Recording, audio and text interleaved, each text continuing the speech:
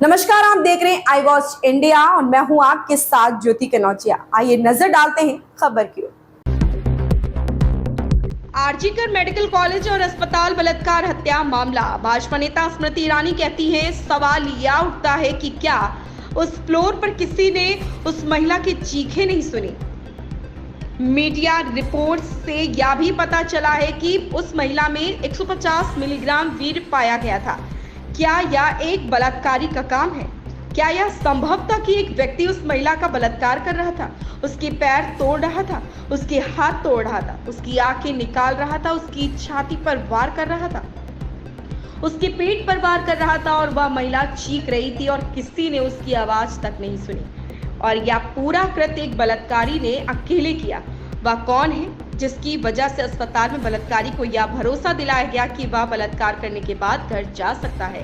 वह कौन है जिसने इतने जघन्य अपराध के बाद भी अस्पताल की उसी मंजिल पर जीर्णोद्धार जारी रखा? उस पुलिस अधिकारी के खिलाफ अब तक क्या कार्रवाई की गई जिसने इस महिला के माता पिता को फोन करके बताया कि लड़की ने आत्महत्या कर ली है?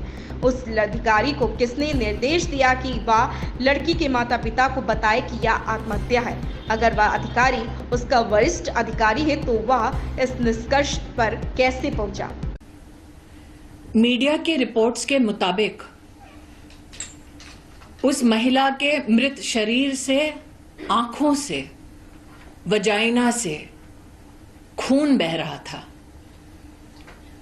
उसकी छाती पर वार हुआ था, पेट पर वार हुआ था, टांगों पर वार हुआ था, दोनों हाथों के नाखून टूटे पाए गए।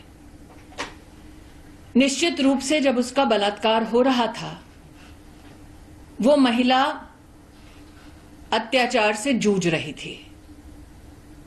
सवाल ये उठता है कि क्या किसी ने उस फ्लोर पर उस महिला के चिल्लाने की आवाज को नहीं सुना?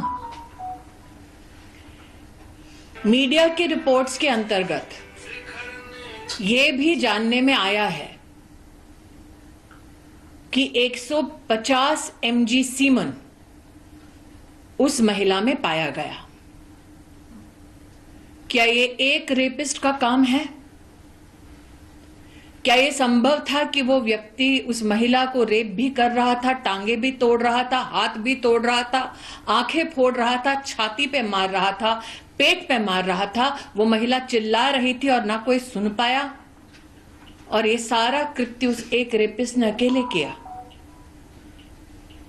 वो कौन है जिसकी वजह से अस्पताल में वो रेपिस्ट आश्वस्त था कि वो रेप करने के बाद घर लौट सकता है? वो कौन है जिसने इतने जघन्य अपराध के बाद भी अस्पताल के उसी फ्लोर पर रेनोवेशन जारी रखा? क्राइम सीन कितना बड़ा है? अस्पताल में ये किसने डिसीजन लिया?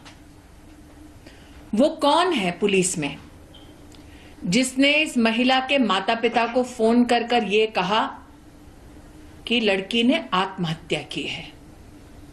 उस ऑफिसर के खिलाफ अब तक क्या कार्रवाई हुई है?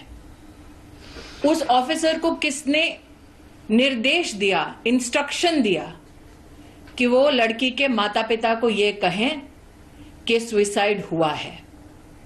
वो ऑफिसर और उसका अगर सुपीरियर ऑफिसर है तो वो इस निष्कर्ष पर कैसे पहुंचे, और अगर किसी के इशारे पर पहुंचे तो वो व्यक्ति कौन है?